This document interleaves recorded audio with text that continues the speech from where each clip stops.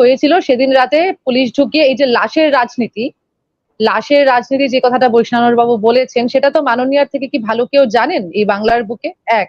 ২ নম্বর কথা হচ্ছে যে আজকে যে বিজেপি ছাত্র সমাজের যে কোনো আন্দোলনকে সেটা যদি বৈধ হয় সেটাকে আনডাউটেডলি আমরা সমর্থন জানিয়েছি, এবং অধীর বাবু বলেছেন যে ছাত্র সমাজের আন্দোলনকে আমরা সমর্থন জানাই।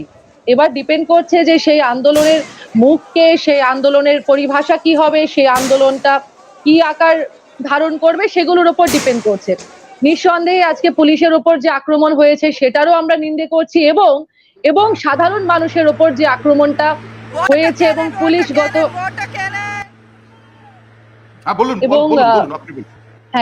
এবং পুলিশ গত কয়েকদিন ধরে যেভাবে সাধারণ মানুষের উপরেও লাঠিচার্জ করেছে, যেভাবে রাত বিরেতে সাধারণ মানুষকে যারা প্রতিবাদ করেছেন, সে সোশ্যাল মিডিয়াতেই হোক বা যেখানেই হোক, সেখানে সমাজের বিভিন্ন স্তরের যারা সম্মানীয় ব্যক্তিরা আছেন তাদেরকে বিনা কারণে লালবাজারে তরফ করেছে, এটারও আমরা নিন্দে জানাই। হ্যাঁ, যদি দেখতে হয় আন্দোলন কাকে বলে, যদি দেখতে হয় প্রোটেস্ট কাকে বলে, আপনারা আসুন 29শে অগস্ট অধীর বাবুর নেতৃত্বে, আমাদের নেতা একদম সামনে থাকবে, অধীর বাবুর নেতৃত্বে আমরা কলেজ স্কোয়ার থেকে আমরা শ্যামবাজার অব্দি আমরা একটা প্রোটেস্ট মার্চ করছি। কিন্তু আমাদের কথা একটাই অয়ন বাবু, যে কি কারণে আজকে এই তুতু মেমেটা দুটো পার্টি মিলে করছে, সেটা হয়তো হতো না যদি সন্দীপ ঘোষের মতো একটা ফ্র্যাঙ্কেস্টাইন বা একটা কালপ্রিটকে যদি আগে থেকেই রাজ্য পুলিশ, মাননীয়ার পুলিশ যদি ধরতো, জেরা করতো, তাকে যদি কাস্টাডিতে নিত, বা এক বছর আগে তার এগেইনস্টে যা অভিযোগ আছে সেই অভিযোগের ভিত্তিতে যদি তাকে সামান্য পরিমাণ জেরা করা হতো। কি কারণে আমরা আজকে জানতে চাইছি যে এই সন্দীপ ঘোষের সাথে কালীঘাট নবান্নের কোন যোগসূত্র জড়িত আছে, যে কারণে কেউই সন্দীপ ঘোষের এগেইনস্টে কোন রকম কোন অ্যাকশন নিতে পারে না। কারণ ইডি ইতিমধ্যেই দুর্নীতির যে তদন্ত, সেই দুর্নীতির তদন্তভার ইডি নিয়ে নিয়েছে।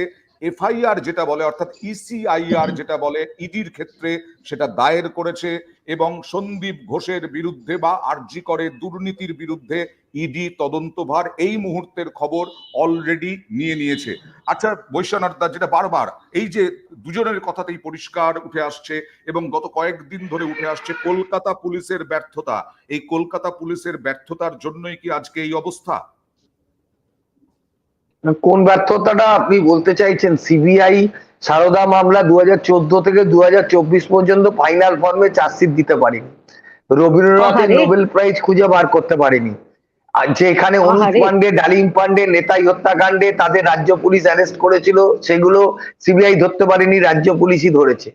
তো সিবিআই এর যে এই এত মামলায় ব্যর্থতা, আর কলকাতা পুলিশকে তো স্কটল্যান্ডের পুলিশের সঙ্গে লোকে তুলনা করে। তাও যদি না মমতা ব্যানার্জিকে কানে কানে গিয়ে বলুন না, কানে কানে মমতা ব্যানার্জিকে গিয়ে বলুন কেন রাজীব কুমারের বাড়ির বাইরে ধর্ণা দিয়েছিলেন এই সিবিআই বিরুদ্ধে তদন্ত করতে। অভিযোগগুলো কি জানতো না পুলিশ? এটাই প্রশ্ন উঠছে।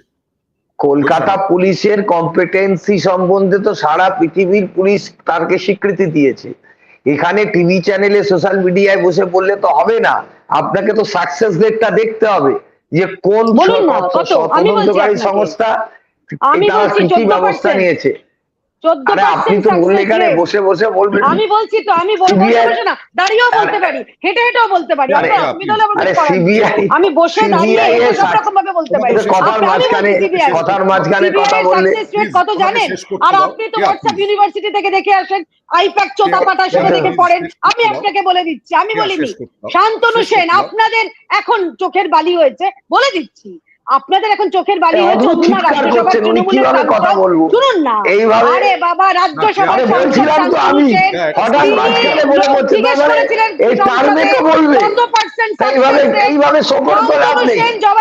আমার কথার মাঝখানে উনি বলে ফেলেন, তাহলে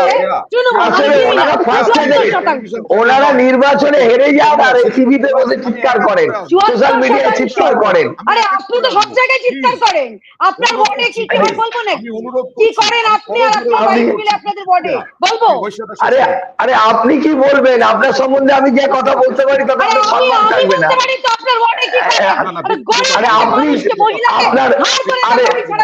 আরে আপনি আপনার সম্বন্ধে যা জানি আমি, এসব কথা আমাদের নামে কেউ বলতে পারবে না। আরে আপনি নিজের সম্বন্ধে নিজে আয়নায় মুখটা দেখুন, আপনি আয়নায় মুখটা দেখুন, আপনার সম্পর্কে লোকে যা জানে সেটা আর বলবেন না। আপনি মুখটা দেখুন আয়নায়, আপনি আয়নায় নিজের মুখটা দেখুন, আপনি নিজের মুখটা দেখুন না, আপনাকে দেখুন মুখটা আগে। আমরা কোনো দর্শককে প্রোটেকশন দিই না, আমরা ফাঁসি দিচ্ছি, আমরা ফাঁসি চাইছি, আমরা ফাঁসি চাইছি। ধর্ষককে আপনারা রক্ষা দিচ্ছেন।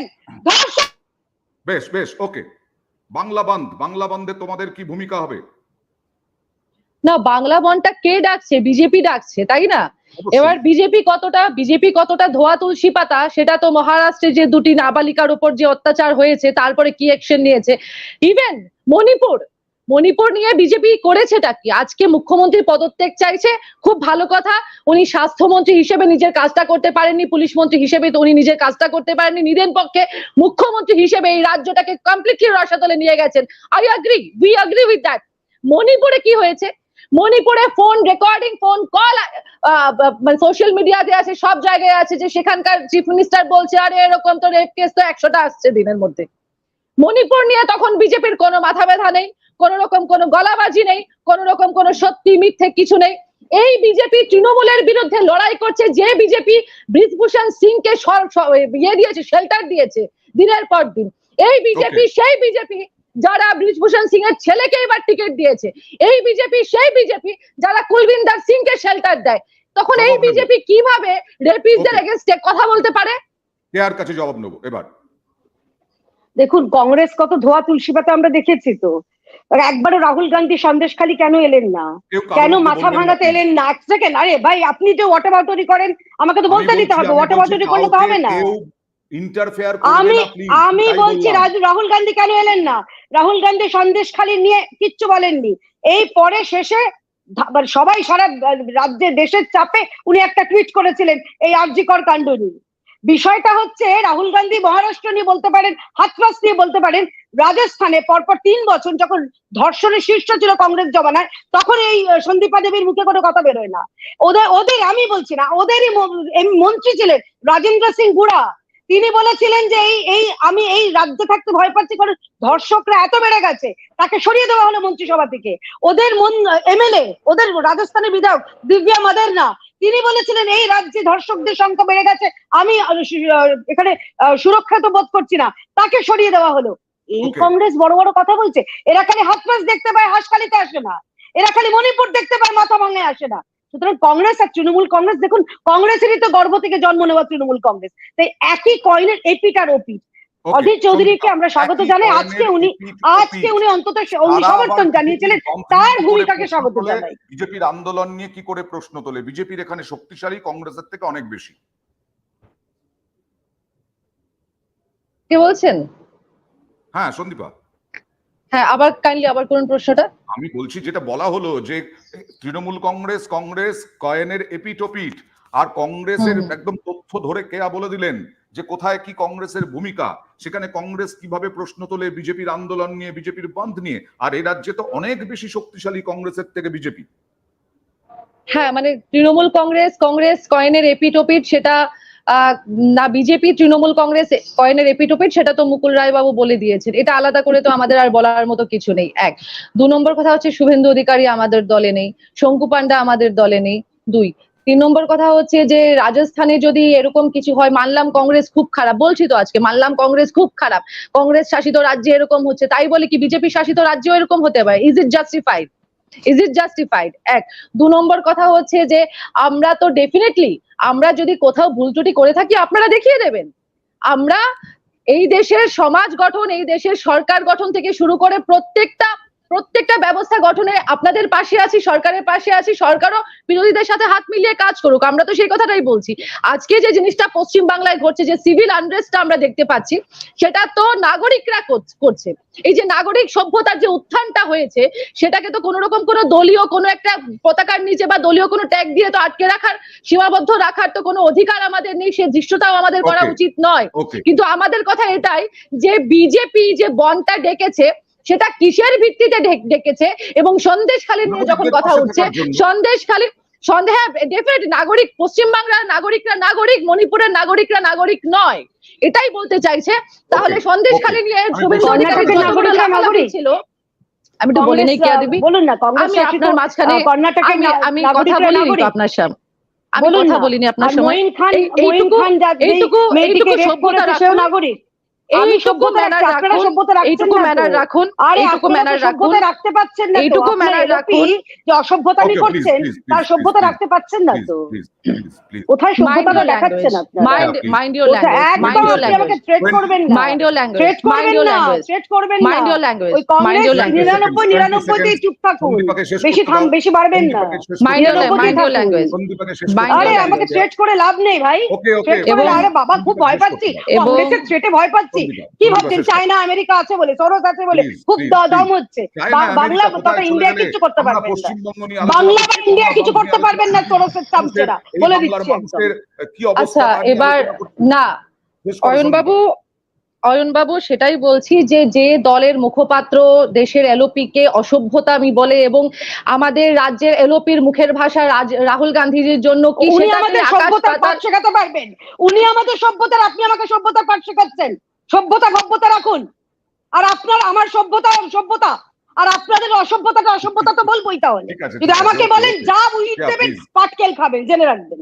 ঠিক আছে বৈশ্বনাথদা, আমি 10 সেকেন্ড বলে নিচ্ছে, আমি বুঝতে পারছি, আমি বুঝতে পারছি যে ওনার ফ্রাস্ট্রেশন লেভেলটা কোথায়, বলবো যে একটু জল খান, শান্তিতে থাকুন। 99 পে ফ্রাস্ট্রেশন তো আমার, ঠিক কথা একদম। তিনবারে 234 ক্রস করতে পারলেন, আরে ফ্রাস্ট্রেশন আমার, ঠিক। খেয়ে নিল বিজেপি, তৃণমূলের কাছ থেকে ফুটেজ খেয়ে নিল, কারণ নাগরিক সমাজের আন্দোলন ছিল, বিজেপি তাতে থাবা বসিয়ে ফেললো। আপনাদের প্রধান বিরোধী দল এবার বোঝাবে তারা মহিলাদেরকে যে লক্ষ্মীর ভান্ডার দিয়ে কিছু হবে না, মহিলাদের সম্মান আগে রক্ষা করুন, এটাই তো বক্তব্য বিজেপির। ওরা তো এই সমস্ত নাটক অনেক করেছিল, লোকসভায় দেখলেন তো সিটটা 12তে গিয়ে দাঁড়িয়ে গেল। এই মিথ্যে কথা, জালিয়াতি কথা মানুষ বিশ্বাস করে না। এ রাজ্যে নারীরা সুরক্ষিত আছে, সেটা কেন্দ্রীয় সরকারের রিপোর্টেই বলেছে যে Kolkata is a safe city. এখানে লক্ষ্মীর ভান্ডার থেকে শুরু করে ছাত্রছাত্রী, কন্যাশ্রী থেকে রূপশ্রী, আজকেও একটা মেয়ে ধর্ষিত হয়েছে, গত 11 দিনে 11 জন ধর্ষিত হয়েছে। নারীরা সুরক্ষিত কথাই বলতে দেবে না, কি কথা বলতে, আর জীবনের ঘটনার পর লজ্জা করে না? আপনি একজন পুলিশ, আপনার এই রাজ্যে এই দেখেছেন অসভ্যতা কি এই রাজ্যে মেয়েরা নিরাপদে আছে, সেটা কেন্দ্রীয় সরকারের রিপোর্টে বলেছে। আমরা যেখানে বলছি যে এখানে লক্ষ্মীর ভান্ডার, এখানে কন্যাশ্রী, এখানে রূপশ্রী, এখানে স্বাস্থ্য সাথী, এখানে মহিলা সব রকম প্রোটেকশন পায়, মহিলাদের জন্য আমাদের একমাত্র মহিলা মুখ্যমন্ত্রী ভারতবর্ষের মমতা ব্যানার্জি, যাকে বৈশ্বনাথদা সেই মহিলা কোথায় কে আছে, আপনি কোথাও শুভেন্দু ছবি খুঁজে পেয়েছেন আজকে? আচ্ছা সঞ্জয় রায়, কলকাতা পুলিশ কেন অবস্থা, যে ধর্ষণ বললে মণিপুর বললে এবার গায়ে লাগবে। উনি কেন্দ্রীয় সরকার, কেন্দ্রীয় দেশে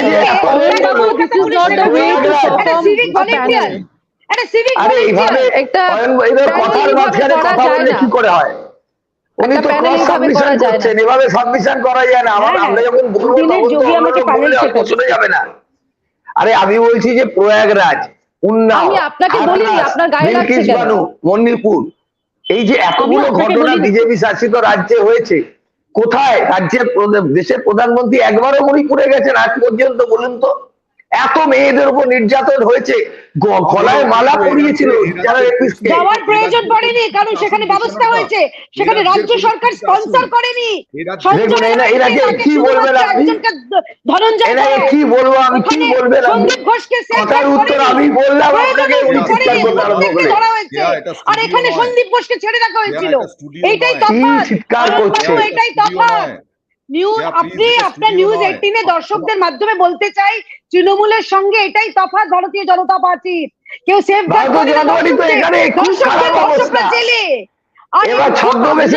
না, অসাধারণ। আপনারা সারা দেশে যে অভাবনীয় ফল করেছে বৈষম্যটা, আঞ্চলিক তৃণমূল কংগ্রেস, অসাধারণ। আরে ভাই আপনাদের রাজ্যগুলোতে রেট হচ্ছে কেন? আপনি উন্নয়নের উত্তরটা দিন তো। আপনি হাতরাসের উত্তরটা দিন, আপনি গুজরাটের উত্তরটা দিন, আপনি প্রয়াগরাজটার উত্তর দিন, আপনি মণিপুরের উত্তরটা দিন, আপনি মণিপুরের উত্তরটা দিন, মণিপুরের উত্তরটা দিন।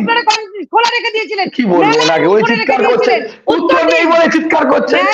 উনি হঠাৎ, উনি ফ্রাস্ট্রেটেড, আজকে ডেড বডি পাইনি, ফ্রাস্ট্রেটেড, তাই বাংলা বন্ধ রেখে দিয়েছে। এত হতাশ হলে হবে? এত হতাশ, পুরো হতাশ। বুঝে গেছে মমতা, কিচ্ছু হবে না, কিচ্ছু হবে না, আবার ভোট হবে, আবার জিতবো। হ্যাঁ সেটা চুরি করে আপনিও যেতেন, সবাই জানে কিভাবে কলকাতা কর্পোরেশনে ভোট হয়েছিল। আপনার জমানার জব্দ হয়েছে, আপনি আর কথা বলবেন না। বেশ হয়েছে, বেশ হয়েছে, আপনারা করিয়েছেন, করিয়েছেন, সেই জন্য তো সেই কনফিডেন্স থেকেই তো বলছেন। আপনাকে তো আপনার দল তো সেইটুকু দেয় না, ব্যানার নিয়ে ছুটেছিলেন মনে আছে? জমানার জব্দ হয়ে গেছে, আপনি কথা বলেন। লজ্জা করে না? আরে আপনি তো জমানার চলে গেছে, আর কেন দাঁড়াচ্ছেন? বাবুল আরে আপনি ব্যাগানার নিয়ে আরেকবার বেরিয়ে পড়ুন বৈশালদা, সেই 16তে বেরিয়েছিল আরেকবার ব্যাগানার নিয়ে বেরোনোর। আরে আপনাকে তো বাবুল সুপ্রিয় এজেন্ট করেছে, লজ্জা করে না? আপনাকে তো জমানা জব্দ করে দিয়েছে জনগণ। বিজেপি থেকে আসা নেতা আপনাকে পেছনে তাবেদারি করতে, মিউট করছি প্লিজ। আরে আপনাকে জমানা জব্দ করে দিচ্ছে। আরে আপনাকে তো সেই যোগ্যই মনে করে না দল, বিধানসভায় টিকিট দেয় না, ব্যাগানার নিয়ে বেরিয়ে পড়ুন রাত্রিবেলায় আবার, আসলে আমাদের সেই লজ্জায় বেরিয়ে পড়ুন। লজ্জা থাকলে আর আসবেন না প্যানেলে। পরিষ্কার বলতে দেওয়া হচ্ছে না, একদম আমাদের দর্শকরা বুঝতে পারছেন এটা স্টুডিও নয়। স্টুডিওতে হলে পরে অনেক রকম সুযোগ সুবিধা হয়। সন্দীপা বডি উনি একবারও জিততে পারেননি। দু দলই আপনারা তো চুরি করে জিতেনি তো, আপনারা তো একবারও জিততে পারেননি, স্টুডিওতে চিৎকার করেন। সবাই জানে কেএমসিতে কিভাবে জিতেছে, সবাই জানে। আরে একবারও জিতে দেখান, কংগ্রেসের প্রতিনিধিও বলবে, একবার জিতে দেখুন না, মেরেছিলেন বলবে। আরে জিতে একবার দেখান। আপনি কাউন্সিলরই থাকবেন, আর কতবার হারবেন, আর কতবার হারবেন? একতরফা এরকম ভাবে এরকম চিৎকার করলে খুব মুশকিল। আমাদের প্রোগ্রাম